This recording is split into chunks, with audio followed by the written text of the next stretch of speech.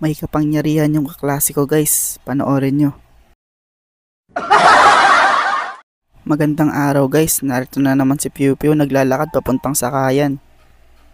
Maaga na naman kami ngayong araw pero hindi pa namin alam yung mga gagawin. Ang tagal nga ng biyahe ko ngayong araw, hindi ko alam kung bakit.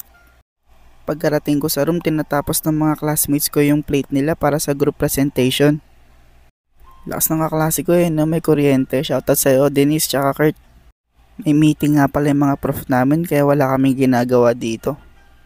Tapos na kasi yung sa grupo namin kaya ako wala akong ginagawa pero iba akong mga klase tinatapos nilang i-finalize yung mga plates nila.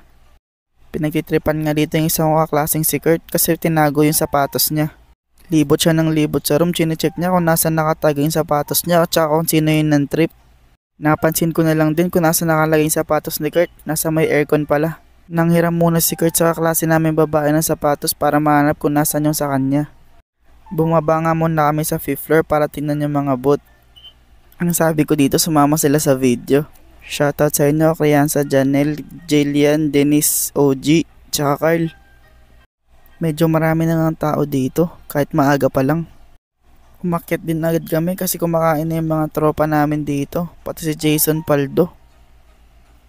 Pagkatapos nun lumipat din agad kami para sa next subject. Susunod din daw agad yung prof namin, magle-lecture lang saglit kasi may meeting daw sila. Binigyan nga ako ng prof namin ng copy ng mga lesson. Kailangan ko kasing ipaseros to sa baba para may copy kaming lahat.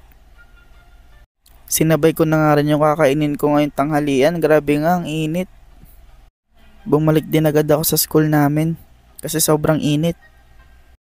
Umakyat din agad ako sa room para kumain ng lunch tsaka para hintayin yung next prof namin. Pagkatapos ng lecture namin sa prof namin, nagre-ready na kami para lumipat sa next room. May presentation nga pala kami ngayong araw by group, hindi ko lang alam kung maaabutan yung group namin kasi medyo marami kami.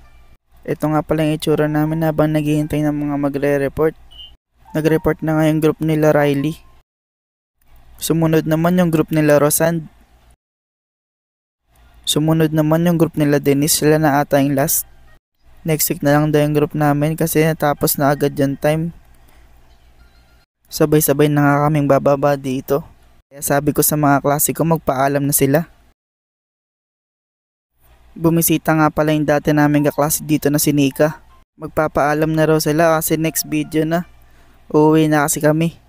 Pero itong mga to gagala pa ata. Kasabay ko nga pala pa uwi itong mga tropa ko, si Jason Paldo, si Abe, tsaka si Zet. Paalam na ulit UE, bukas ulit. Dadaan nga na naman kami sa may Victory Mall.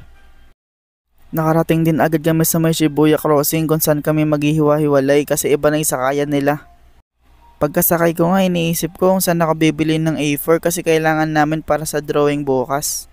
Pagkababa ko, chinek ko dito sa may pandayan kung meron ng papel. Kaso wala yung trip ko dito, ang mamahal ng mga stock nila ngayon. Bago nga pala mag-end yung video guys, shoutout kay Kier Miguel. Maraming salamat sa panonood.